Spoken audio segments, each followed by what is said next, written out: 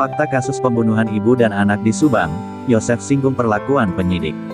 Telah melewati hari ke-100, kasus pembunuhan ibu dan anak di Subang. Polisi belum juga mengumumkan siapa pelakunya. Sebelum melanjutkan video ini tekan tombol subscribe dulu kalau sudah, mari lanjut dan nonton sampai habis.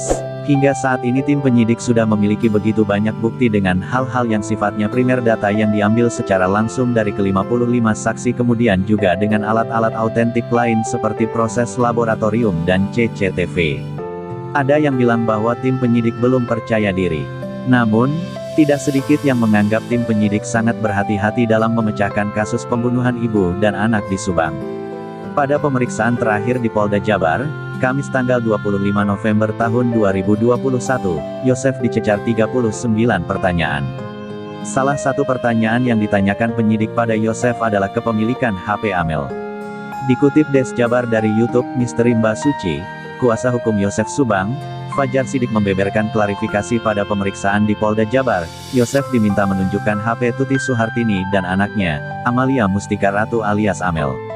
Kuasa hukum Yosef menjelaskan bukan fisik HP Amel yang ditunjukkan kepada Yosef melainkan kardus dari HP Amel.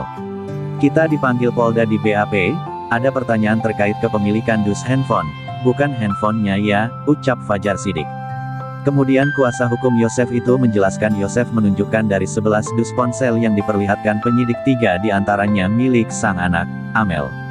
Dalam kesempatan itu, Yosef juga menjawab 1 dus HP lainnya sama dengan milik Tuti. Yosef juga menceritakan kembali kronologi kejadian tanggal 18 Agustus tahun 2021. Saat sampai di rumah Tuti dan Amalia, Yosef curiga ada sesuatu yang janggal. Yosef menduga saat itu ada penculikan, sebab saat di rumah Tuti dan Amalia, Yosef tidak menemukan mereka. Yosef pun sempat menelpon ke HP Amalia, namun tak dapat tersambung. Yosef mengaku saat itu dirinya menelpon Amalia sekitar pukul 7.24 waktu Indonesia Barat.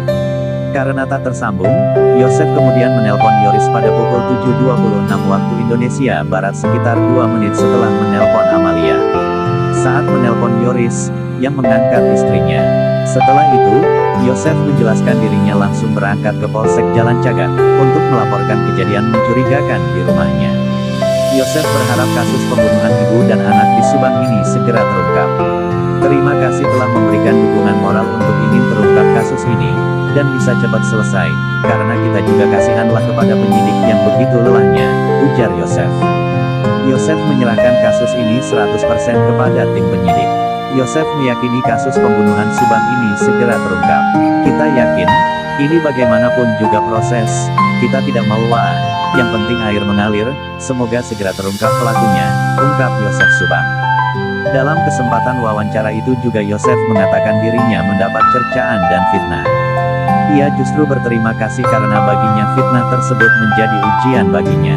Terakhir, Yosef menyinggung perlakuan kuasa hukum dan perlakuan penyidik kepadanya. Diakui Yosef, selama proses hukum ini berjalan, kuasa hukumnya itu justru lebih keras dibandingkan dengan penyidik. Yosef mengaku saat pemeriksaan di Polda Jabar penyidik tidak menekannya. Sesuai dengan apa yang kita ingat, apa yang pernah kita lakukan, apa yang pernah kita lihat, itu aja, ucap Yosef. Yosef Subang menjelaskan sebelum memberikan keterangan kepada penyidik dia memberikan sumpah. Yosef ditekan kuasa hukumnya agar benar meyakinkan bahwa dirinya tidak sama sekali terlibat dalam kasus pembunuhan ibu dan anak di Subang. Terima kasih Anda telah menyimak berita info dari kami.